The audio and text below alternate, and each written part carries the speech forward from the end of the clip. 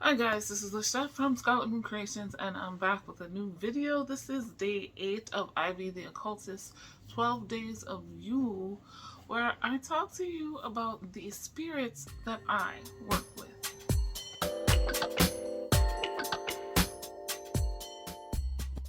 As always, for this challenge, links in the description to Ivy's announcement video and the hashtag 12 Days of Yule, so you can check out all the other wonderful occultists, pagans, witches, what have you, who are participating and sharing quite lovely content for this 12 days.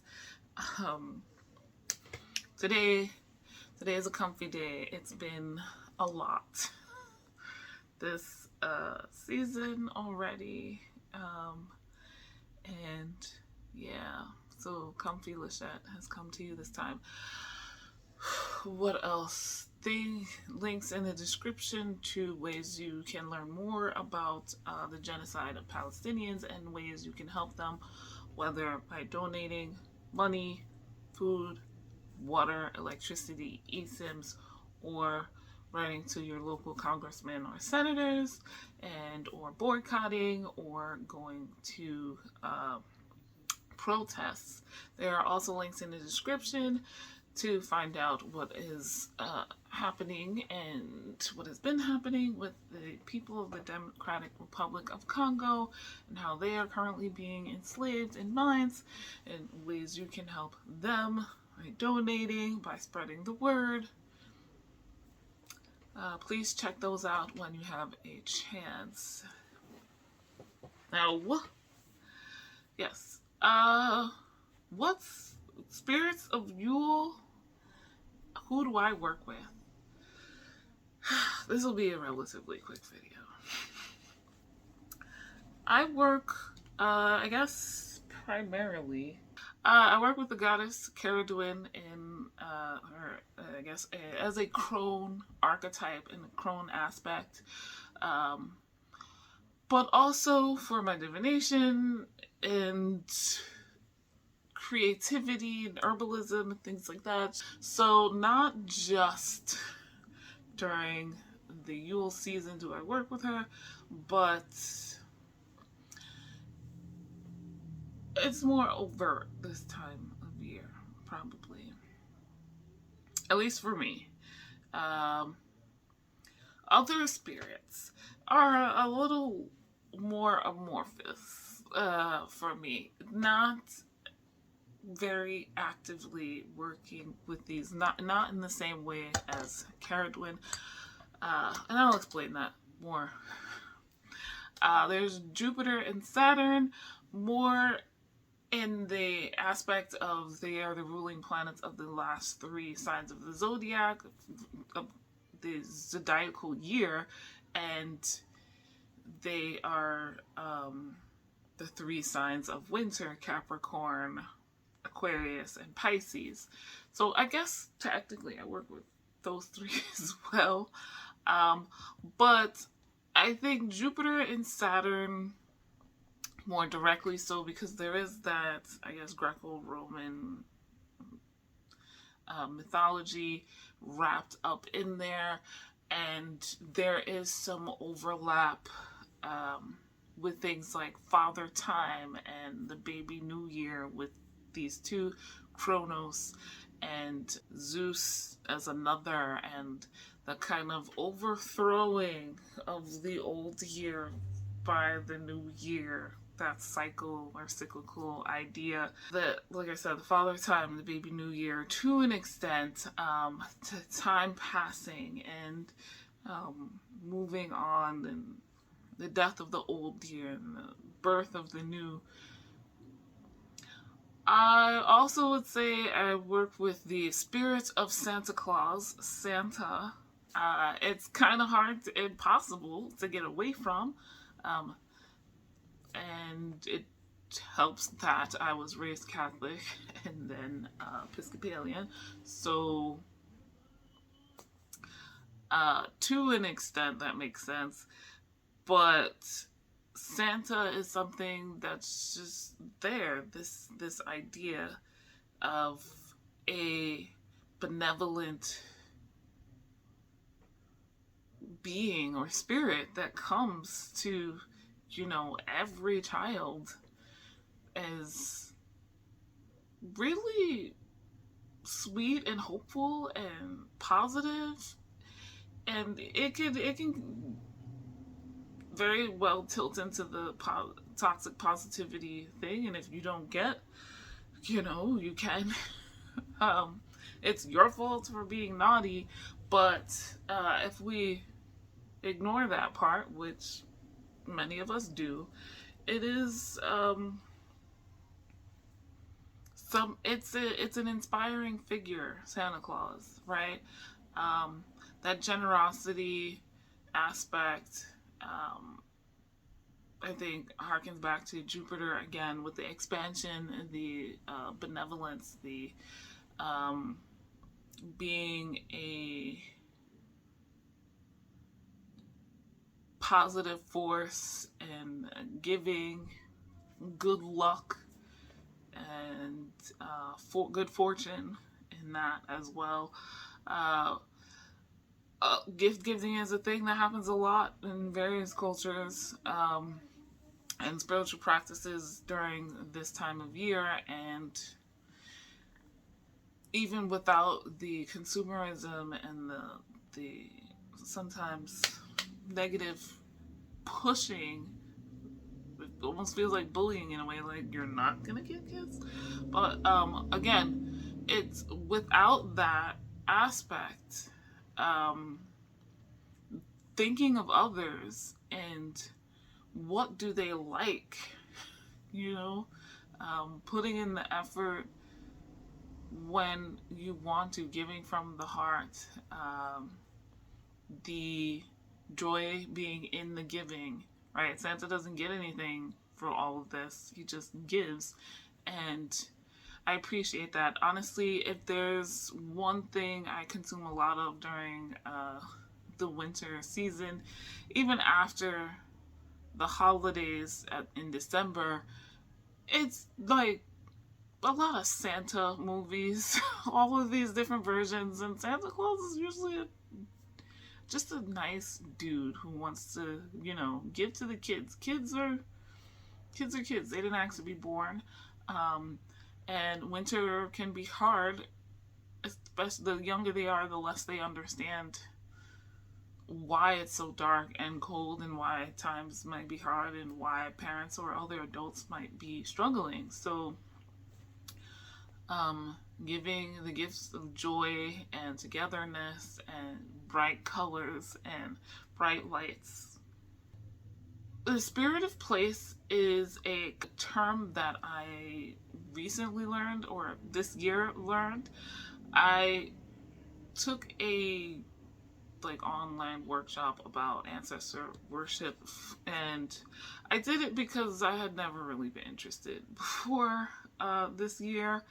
And one of the things that came up was the spirit of place and going around and learning, the spirits of the land, or the people who had been there in the past, the native of whatever land that you're currently living on, and honoring them. So that is something that is relatively new to my practice, but also not quite. I, always enjoyed history and learning about the peoples of where I'm at and where I'm going, if I'm on vacation or a trip or something like that.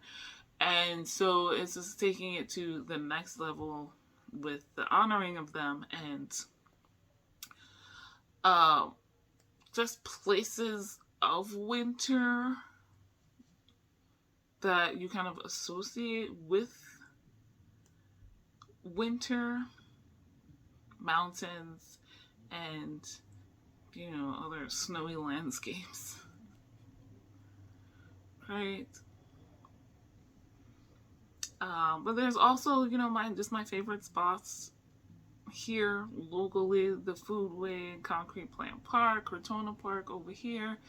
Um, Estella Diggs Park, a couple blocks away, as nature, if you will. But there's, spirits even without green things growing. So getting to know those um, is important to me. But back to the growing things real quick, the evergreens and other trees. I feel like maybe it's because the leaves are not there, and then, a lot of other things aren't growing anymore. I notice trees and feel their energy more in the winter time than other times. So, like, it's like I can focus on them. I can see more of how they're developing at this point, that they're naked, if in many cases. I'm saying this as I look out my window to the tree across the street. The oak tree. I guess as another spirit, you could throw Cupid into this, but it's not one that I particularly honor. Like, Valentine's Day comes during the end of winter. Not a Yule, but it always feels awkward, so never mind. It's like, why is this here? That spirit of love, and I don't know. There is that, but not at Valentine's Day. It comes back to December holidays and early January holidays, that family togetherness, whether it's your blood family or your found family, whatever have you, whether they're your closest friends, a significant other, your children, um, parents, grandparents, what have you. I feel that energy, that spirit of love is stronger to me than Valentine's Day. But I don't really follow saints, and yeah. I also say the stag and the horned one. I want to be more. I want to have more of a tighter relationship with the horned one and trying working with him directly, not just honoring. It's like a head nod. Um, the stag is important to me, and I'm thinking that maybe that is a statue I would want. I'm not a statue on my altar type of person. Maybe in the future if I have more space, but I'm happy with candles. But yeah, I would maybe have the stag, buck, or antlers on my altar next by this time next year, definitely. That survival mode, even though it's winter, like, you gotta find a way to survive in nature using your instincts. And there's also that connection with the conifers. Deer, in the winter when it gets too cold, they try to find warm spots, and usually that's under the low hanging branches of conifer trees, evergreens. Another spirit, Jack Frost. Though I'm not gonna lie, in the last year or two, it's been a little difficult. I don't know where Jack has gone, but he hasn't been around here too much. So maybe it's time to leave some offerings. That kind of frost, that fae archetype for winter. I was looking for images in my two Brian Froud fairy decks, but neither have anything that gives that look or feel, let alone a title similar to Jack Frost. So, I have to look up the mythology again for Jack Frost, or the legends of Jack Frost. Yeah, the cold weather, ice, snow, just winter weather personified. The hermit and the sage are kind of one and the same, or very similar, so they overlap for me as archetypes to honor during the winter season. Hibernating, going within. We talked about all the journaling I do as my like tradition for winter, and I'm deep in it right now. Working within, looking within, going within, even being indoors most of the time. So I think after December, there's definitely more of a, okay, we've come together now. We see ourselves as individuals and making our plans for the year and starting our goals and that kind of thing feels very individual. I will say this though, for February, not Valentine's Day, but there is a honoring of spirits of place, but also ancestral spirits with African American Heritage Month. For me, at least. When thinking about how to answer this question, and I was picking out like, oh well, these are the spirits that I think of when I think of winter.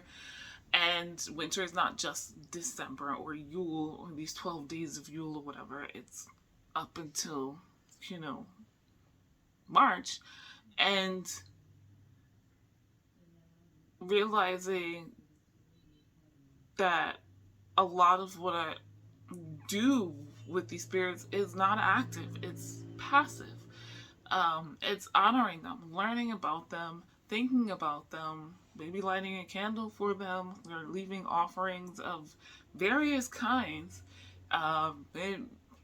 Maybe every once in a while, putting a petition with relation to the weather and the season, whether that be zodiacal or weather related. And it's thinking about the spirits of place.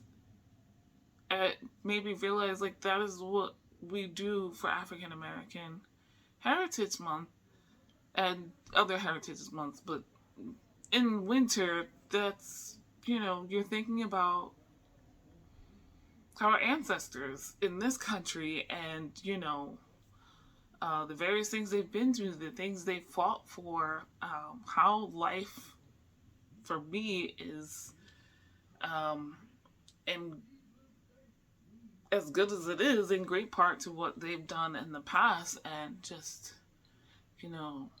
putting up pictures of them, having artwork done, and all of this stuff, that is very much honoring spirits of place, because there are very many who have died on these lands everywhere, including New York City, but also the spirits of my ancestors personally. And knowing that makes the idea of ancestor worship or ancestor veneration and ancestral work less daunting. Like, hey, you've kind of been doing it already to an extent, and you've learned that from childhood.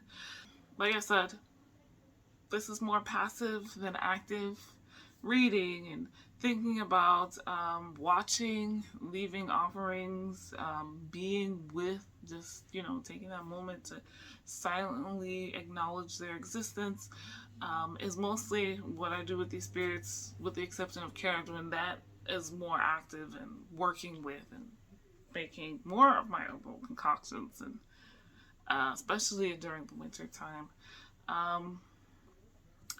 I want to try to work with Lou this year, Lou Law Goose. I don't remember how to pronounce the name, but a Welsh deity and a male one that I want to get to know better. I won't say anymore, but yeah, so that is what I have to say about the spirits that I work with in the winter time. Let me know if you've worked with any of these and what you thought about my thoughts in the comments down below. Leave me a little snowflake emoji if you made it this far and want to support but don't know what to comment. Like this video if you like this, subscribe if you are new, hit the notification bell so you know when the next video is coming. Day 9, yes, of the 12 days of Yule, and I've got my 2024 Plan With Me video coming up as well. Links in the description to everything I've mentioned here, including the links for resources we're helping the Palestinians and the Congolese peoples. Guys, thank you so much for watching. I'll see you in the next video. Bye.